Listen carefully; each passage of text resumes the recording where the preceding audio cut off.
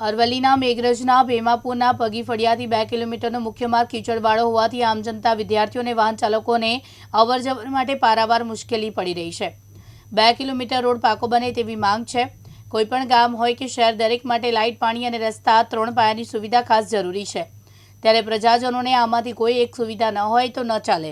ત્યારે મેઘરજના ગ્રામ્ય વિસ્તારમાં પાકા રસ્તાની સુવિધા વગર ચોમાસા દરમિયાન કાદવ કીચડ વગર રસ્તા ચલાવવા મજબૂર બન્યા છે। વાત છે મેઘરજના ભેમપુર ગામની। ભેમાપુર ગામમાં પેટાપરું પગી ફળ્યું। આ વિસ્તારમાં 50થી વધુ મકાનો આવેલા છે। અહીંયા લગભગ 300 જેટલી વસ્તી રહે છે। મોટાભાગના લોકો ખેતી અને પશુપાલનના વ્યવસાય સાથે સંકળાયેલા છે। સ્થાનિકોને પોતાના કામકાજ અને ખરીદી માટે તેમજ શાળા કોલેજના બાળકોને અભ્યાસ માટે મેઘરજ આવવું પડે છે। જે પગી ફળિયા સુધી બસ સુવિધા નથી।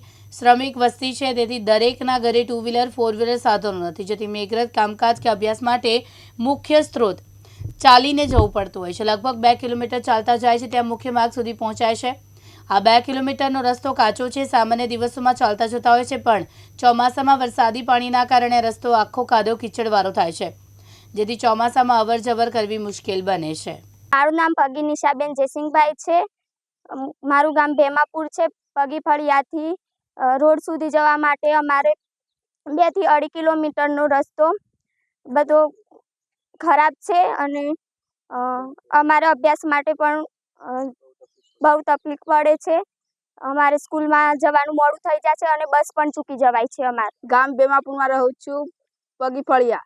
અમારે 2-2.5 કિલોમીટરનો રસ્તો મુખ્ય રોડ જવા માટે કાદવ કીચડવાળા રસ્તા પર જવું પડે છે। અમારે ભણવું ખરું, પણ કઈ રીતે ભણવું?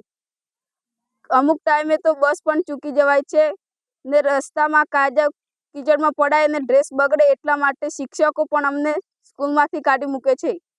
અમારે માંગ રસ્તાની છે। અમારે પગી ફળિયાથી ધનીવાડા જવાની બહુ તકલીફ પડે છે। બહુ કાદવ કીચડ થાય છે। અમારે કોઈ બીમાર હોય કે કોઈ ઢોર બીમાર હોય કે કોઈની ડિલિવરી હોય તો જલ્દી કોઈ 108 પણ નથી આવી શકતી। કોઈ ઢોર માટે વેટેનરીવાળા નથી આવી શકતા। કોઈ ગાડી નથી આવી શકતી। કોઈ બાઇક નથી ચાલી શકતી। કોઈ ગાડી નથી ચાલી શકતી। તો પછી અમારે કઈ રીતના શું કરવું? અમને કોઈ રસ્તા માટે કોઈ તૈયાર નથી, એટલે આ રસ્તા માટે અમારી બહુ માગણી છે। જયદીપ ભાટિયા, દિવ્યાંગ ન્યૂઝ, અરવલ્લી।